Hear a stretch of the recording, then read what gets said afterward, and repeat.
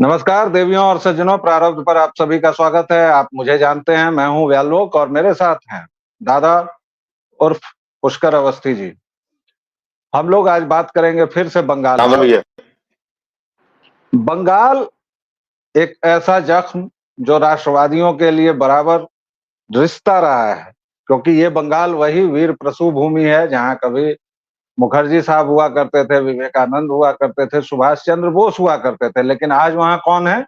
आज है वहां ममता बानो, जिन्होंने नारा तो दिया था बाम मिट्टी मानुष का, लेकिन उसमें से मिट्टी का क्या हाल किया वो हम बांग्लादेशी और रोहिंग्या घुसपैठियों के जरिए देख रहे हैं।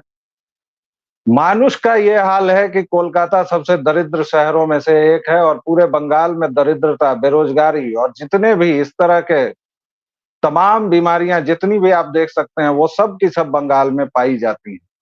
और माँ का हाल ये है कि एक बेटी बुरी तरह से गैंग रेप के बाद, दुष्कर्म के बाद, मारपीट के बाद उसकी हत्या की गई।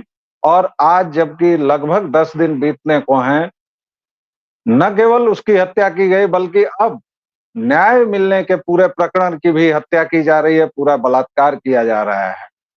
कमाल की बात यह है कि गृह मंत्रालय और स्वास्थ्य मंत्रालय भी ममता बनर्जी के पास है और वह खुद सड़कों पर उतरती हैं। यानी बंगाल की मुख्यमंत्री इसलिए सड़कों पर उतर रही हैं कि बंगाल के गृह मंत्री और स्वास्थ्य मंत्री के खिलाफ कार्रवाई हो सके। अब वह कह रही हैं कि इस पूरे मामले का फास्ट ट्रैक कोर्ट बनाया जाए और इसकी जल्द से जल्द सुनवाई हो। लेकिन दादा, ये वही ममता बानो है जिन्होंने सीबीआई को केस सौंपने में देरी की। और कल हम सब लोगों ने सीजेआई का उद्बोधन सुना है। कल हम सब लोगों ने देखा किस तरह से निर्लज्ज, भ्रष्ट कपिल सिब्बल इस मामले में भी हंस रहा था। और जब सीजेआई को उसे टोकना पड़ा कि यह बहुत ही गंभीर मामला है और आप सुनवाई के दौरान बीच में हंस रहे हैं, आपको शर्म आनी चाहिए।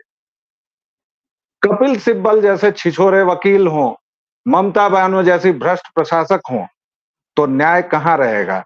और दादा, एक बात गौर करने की और भी है कि इस बीच पूरे देश में एक इस तरह का माहौल बनाया गया जैसे यह बात केवल कोलकाता की नहीं, या कोलकाता से इसको डाइवर्ट करके, बंगाल से इसको डाइवर्ट करके पूरे देश पर थोपा जाए कि भारतवर्ष बलात्कार का देश है। यह ठीक है कि पूरे देश में बलात्कार होते हैं और सब, हर एक बलात्कार जघन्य है, हर एक बलात्कारी को कम से कम फांसी होनी चाहिए। ये मेरा व्यक्तिगत विचार है।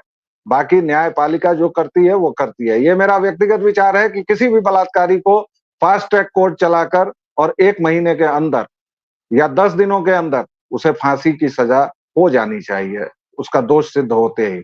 लेकिन फिलहाल जो ये बंगाल में चल रहा है उसको आप कैसे देखते हैं और किस तरह से देखते हैं? हम लोग दर्शकों देख रहे हैं, बातचीत की शैली में ये बात करेंगे। और बहुत गुस्सा है, अंदर लावा खदक रहा है, क्योंकि एक बेटी के साथ जो कुछ हुआ उसके बाद जो हो रहा है वह और भी निशांस है। दादा, आप क्या कहते हैं? या वैरोग देखो, ऐसा है कि जब से ये कांड सामने आया और उसके बाद से जिस तरीके से हड़ेबाजी जो है मीडिया पे, राजनीति में इसको लेकर हुई है, मतलब समझिए कि वहां पे उसका संग बलात्कार और हत्या होती है और उससे पहले ही जो है ये प्रयास चालू हो चुके होते हैं मीडिया में, या के जो तथाकथित बुद्धिजीवी है या उनके विपक्ष के जो राजनीतिक है, कि उसको डाइल्यूट करने का प्रयास शुरुआत होने लगा। ममता बनर्जी सीबीआई नहीं दे रही थी, हाईकोर्ट ने सीबीआई भेजा और उसके बाद जो है फौरन सरेंडर करती है और खुद ही जो है आंदोलन का पार्ट बन जाता है। हो ये रहा गया लोग, उस लड़की के संग बलात्कार आज उसके बलात्कार का हत्या नहीं हुई, उसके बाद ये कब्जा बिल हो, चाहे रवीश कुमार हो या कोई इसके समर्थक हो या कांग्रेस हो, सब निर्लज्जता से हैवानियत दिखा रहे। पहले से ही उसको जो है उन्होंने नैरेटिव बार बार हर 24 घंटे नैरेटिव और दूर लेना चाहते थे। वहां पर उसकी उस तथ्य का जो घटना हुई उसकी सत्यता क्या है, उस सत्यता को जांचने पकड़ने वहां तक पहुंचने की जल्दीबाजी नहीं, सारा मेहनत पर जो है इस बात का हो रहा है कि किस तरीके से इसको जो है इस घटना को पूरे भारत में जो घटनाक्रम होता रहता है, भाई ये मुझको भी मालूम है, हम कोई जो है युग में नहीं है, भारतीय में घटनाएं हर दिन होती है, चोरी डकैती छिनारी बलात्कार होता है, नहीं होना चाहिए, लेकिन नहीं होना एक आदर्श स्थिति होती है। लेकिन सवाल बनता है कि बलात्कार में यदि आप अंतर्राष्ट्रीय मापदंड देखेंगे तो आप पाएंगे कि भारत में जो बलात्कार दर है वो यूरोप देशों से कम है, लेकिन ये कोई बहुत अभिमान करने वाली बात नहीं। बात यह है कि किस दरंदगी से, किस हैवानियत से और चीरा चौड़ करके आप जो है एक बलात्कार करते हैं, हत्या करते हैं और पूरा सूत्र वो आपको बचाने में लग जाता है। ये है वहां पर है, मैंने किसी भी विपक्ष के आदमी को, किसी भी बुद्धिजीवी को जो कि ममता बनर्जी और सपोर्टर हो या पक्ष में खड़ा हो, ये प्रश्न करते हुए नहीं देखा कि किस तरीके से जो क्राइम सीन था उसको डिस्ट्रॉय किया जाए। इस पे कोई बात नहीं कर रहा, उसको हम डाइवर्ट कर रहे हैं। फिर जैसा अभी तुमने कहा कि कोर्ट में कपिल सिब्बल हंस रहा था तो तुषार मेहता ने कहा, टोका इसे, सवाल इस बात था कि जब आपकी आत्मा बनी तो आप अट्ठा करेंगे। मुझको अब समझ में आता है ये लोग कि हम लोग जो पुराने में कहानियां पढ़ते थे, चाहे रामायण के महाभारत में, रावण ने 28 कृष्ण ने 28 किया, दूसरे 28 किया, ये जो है कपिल सिब्बल की हंसी है ना, ये उसी असली शक्तियों का 28 है। क्यों? उनको मालूम है उनकी जेब में सब कुछ है, वो तोड़ मोड़ सकते हैं, उनमें किसी तरह का कोई उनका न्याय दिलाना का है ही नहीं, उनका पक्ष वो उस पक्ष में खड़े ही नहीं जहां पर जो है सत्य न्याय, वो उस तरफ है ही नहीं कि उस लड़की डॉक्टर का जो बलात्कार हुआ उसको जघन्य रूप से उसकी हत्या की, उसके सत्य की तरफ नहीं, उनका तो मूल है इस तरफ है कि इसकी आड़ में हम ये कितना आप भारतीय समाज को, भारतीय शासन तंत्र को हम पंगु दिखाने में या नपुंसक दिखाने में या पराजित करने में हम सक्षम। ये 28 कपिल सिब्बल का हमारा आप ऐसे लोगों पर है, लोग हम लोग धमनियां जो है फड़फड़ाती है, गुस्सा आता है, रुकना सार्वजनिक रूप से जो है अमर्यादित शब्द अपने आप में कंसर्ट करना पड़ता है, ये आपको, लेकिन ये जो हो रहा है ये बिल्कुल सही नहीं जी। और कपिल सिब्बल की वो हंसी जो थी, वह पैशाचिक हंसी जो थी, वह दरअसल राक्षसत्व का उद्घोष था। कपिल सिब्बल की वह हंसी मनुष्यता का निषेध है। कपिल सिब्बल की वह हंसी एक ड्रैकुला की हंसी है। कपिल सिब्बल की वह हंसी एक राक्षस की हंसी है, जो मानवीय खून पर, जो मानवीय त्रासदी पर बाहें फैलाकर, दिल खोलकर अट्टहास कर रहा है। और कपिल सिब्बल की उस हंसी की जितनी मजम्मत की जाए, बल्कि मैं तो यहां तक कहता हूं कि केवल उस आधार पर उनको डीबार करने की कोशिश की जानी चाहिए कि जब वह संवेदनशीलता उनमें नहीं है तो वह भला न्याय की बात क्या करेंगे। बहरहाल इतना ही नहीं, आप केवल कपिल सिब्बल की बात क्यों कर रहे हैं दादा, आप विशधर राहुल को भूल रहे हैं, जिससे अमेठी में जब पत्रकारों ने इस मामले पर प्रश्न पूछा तो वह आदमी, मुझे उस आदमी को आदमी कहने में लज्जा आती है, वह नरपिशाच, वह विषधर, वह राक्षस, वह ये बोल रहा है कि आप मुझे भटकाना चाह रहे हैं, मैं एक महत्वपूर्ण मुद्दे पर आया हूं। भला इस मुद्दे से अधिक महत्वपूर्ण और क्या हो सकता है? और क्या वह ये बताना चाह रहा है कि जो लाखों डॉक्टर, जो लाखों लोग सड़कों पर उतरे हुए हैं, उसमें से हर एक आदमी डॉक्टर नहीं है, हमारे आपके जैसे लोग हैं जो सड़कों पर उतरे हुए हैं, उस बेटी के लिए न्याय मांग रहे हैं। और केवल कोलकाता में नहीं मांग रहे हैं, पूरे बंगाल में मांग रहे हैं। और केवल बंगाल में नहीं मांग रहे हैं, पूरे देश में मांग रहे हैं, बिहार में मांग रहे हैं, यूपी में मांग रहे हैं।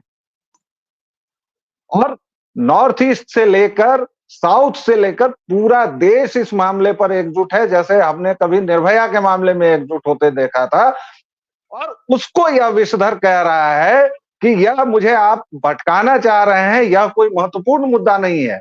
इसके अलावा आप देख लीजिए इनका नेता कैसा है, इनका वकील कैसा है, जो सो कॉल्ड बुद्धिजीवी है, क्योंकि वकीलों को माना जाता है कि वो बुद्धिजीवी समाज का एक अंग है। और इसके बाद आइए आप इनके सो कॉल्ड पक्षकारों पर। अजीत अंजुम और उसमें महुआ मोइत्री में दिखाने को झगड़ा भी हुआ, लेकिन उसके बाद क्या बातें हुई, उसके बाद क्या हुआ, बंगाल का नाम रवीश ने एक बार भी नहीं लिया। बंगाल सरकार का नाम लेते इन लोगों की जीभ जल रही है। क्यों? क्योंकि वो सो कॉल्ड सेकुलर हैं। और ये सब कुछ नहीं है दादा, ये केवल ये है कि मोदी का विरोध करना है। ये मोदी के विरोध में सल्फास खा लेंगे, हालांकि वो नहीं खाएंगे क्योंकि इनकी अपनी जान पर बनेगी, तो ये नहीं खाएंगे, लेकिन ये गू जरूर खा रहे हैं, रोज खा रहे हैं, और फिर उसकी उल्टी कर रहे हैं, मौखिक बवासीर कर रहे हैं। इनके सारे के सारे सो कॉल्ड बुद्धिजीवी देखिए, वो एक शब्द नहीं बोल रहे हैं, ममता बानो पर नहीं बोल रहे हैं, बंगाल पर नहीं बोल रहे हैं। इनका वकील जाकर पैशाचिक हंसी हंस रहा है, जिस पर सीजेआई को टोकना पड़ा है। ये कितनी शर्मनाक बात है, और लोग इसको सोचें और देखें। इनका जो पूरा इकोसिस्टम में जो इनका पक्षकार, मैं उनको पत्रकार नहीं कहता हूं, जो सो कॉल्ड यूट्यूबर बने हैं, जो सो कॉल्ड पक्षकार हैं, वो लोग क्या बोल रहे हैं, एकेडमिक्स वाले लोग क्या बोल रहे हैं। बंगाल सरकार पर कोई आक्रमण नहीं, ममता बानो पर कोई आक्रमण नहीं, सब कुछ मतलब हवा में हो गया क्या। और उस अस्पताल में केवल ये एक बलात्कार की पहली और आखिरी घटना की तरह नहीं देखी जा रही है ये बात। वहां ड्रग्स इन्वॉल्वमेंट के बातें हो रही हैं, वहां पर ऑर्गन ट्रैफिकिंग की बात हो रही है, वहां ह्यूमन ट्रैफिकिंग की बात हो रही है, और वहां ये बात हो रही है कि जो मृतका थी, जिस इंटर्न डॉक्टर के साथ कुकर्म हुआ, दुष्कर्म हुआ, उसकी हत्या की गई, उसने शायद इसी के खिलाफ मोर्चा खोला था, जिसकी कीमत उसको जान देकर चुकानी पड़ी। क्या यह देश, क्या हम सभी लोग इस पर कोई सवाल नहीं पूछेंगे?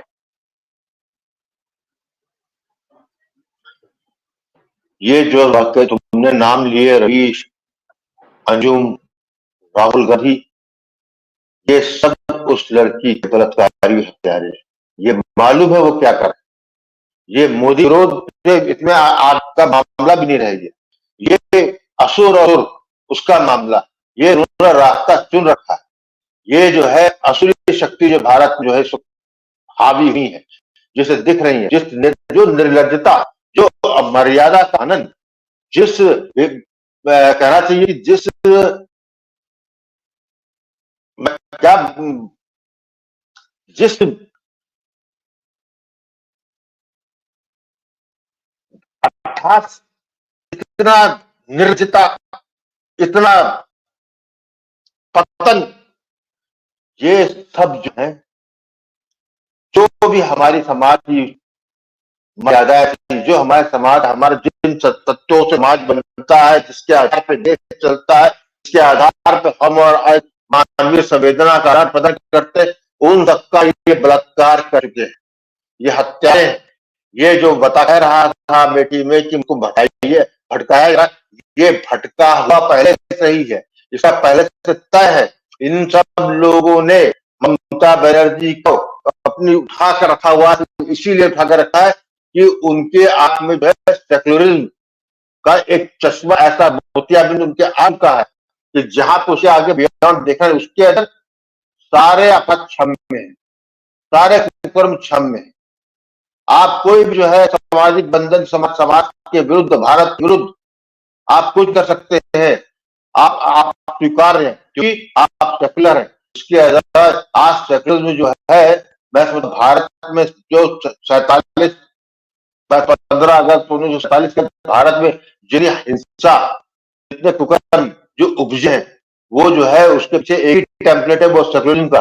क्योंकि उसको जो है पूरी सपोर्ट पहले शासन स्तर मिलती रही, फिर उसके बाद जो उन लोगों द्वारा जो कि समाज, भारतीय समाज ने बुद्धिजीवी के रूप में स्वीकार किया, उन लोगों द्वारा जिनको ये माना गया कि ये निष्पक्ष होते हैं, पत्रकार होते हैं, सही बात करते हैं, ये दशकों को चलाता है। आज स्थिति ये है कि आज वो अपना रास्ता कहीं भूल चुके हैं या भटक चुके हैं, या जिस पगडंडी में चलते चलते उनको लगता है यही एक्सप्रेस वे है, और हम जो है असहाय। मैं तो दम कपिल सिब्बल जब आश्वासन कर रहा था कि इसके मतलब जितने काले कोट पहने बैठे हुए थे, जो उस पक्ष में खड़े थे दिलबर वकील, वो जो है केवल जो है भारत का नहीं, जो भारत में सामने बैठे जो मिलावट थे उन पे अठास कर रहे थे। वो उनको घुमा रहे थे, उनको बातें सुना रहे थे और उनसे कह रहे थे निर्जता से। चीज यह वो बात पूछ रहा था वहां पर। इसका मतलब है कि पानी से ऊपर गुजर चुका है ये लोग, और ये हमारा और आपका कर्तव्य है, क्योंकि हमें आवाज उठानी है। हमको जो है वो आक्रोश का भी प्रतिनिधित्व करना है, क्योंकि ये जो है बात उठने वाली नहीं है। एक बेटी का मामला भी नहीं है, एक बेटी का बिल्कुल मामला नहीं है ये। इसके कहीं ना कहीं इन सबको मालूम है एक बात कहां तक जाएगी, सबको मालूम है। और सबकी कपिल सिब्बल तो उसी सरकार पर डे की तस्वीर रहा होगा। ये जो रवीश कुमार और जो तमाम भी यूट्यूबर है, ये भी वेल फीडेड होंगे। ये सब जो है धंधेबाज है, ये धंधा, ये लाखों में धंधा कर रहे हैं। बलात्कार इसमें अस्मिता पे उजड़ी हुई अस्मिताओं कर रहे हैं। जो माँ बाप बिलखते हुए जो रो रहे थे उसका अभ्यास कर रहे हैं। ये भारत का कोड है। ये साथ बिल्कुल ऐसा ग्रसित हो गया है कि यदि इसको है निश्चिंता पूर्वक इसके ऊपर प्रतिघात करने की आवश्यकता है। इसमें केवल जो है बौद्धिक विमर्श से इसमें अब कुछ होनी नहीं है। इसमें सर्जरी की जरूरत है। हमारा सर चुका है समाज, हमारा नैतिक जो है पूरा जो नैरेटिव है वो भी इतनी सड़ांग पे आ गया है कि आप जो है इसे हर 12 घंटे में नैरेटिव शिफ्ट करने आते और उसमें सब लगता है कि सिर्फ शामिल सत्य दूर ढूंढे रख दो, कोहरे में डाल दो। मैं तो बिल्कुल हतप्रभ हूं कि हम कहां पहुंच गए। हम सभी हतप्रभ हैं और यह हमारे सिस्टम के सड़ने का नायाब नतीजा है। दर्शकों और श्रोताओं, ध्यान दीजिए कि कपिल सिब्बल की हंसी न्याय और इंसाफ के मुंह पर वह जोरदार तमाचा है, वह जोरदार थप्पड़ है जिसकी गूंज सदियों तक सुनाई देगी।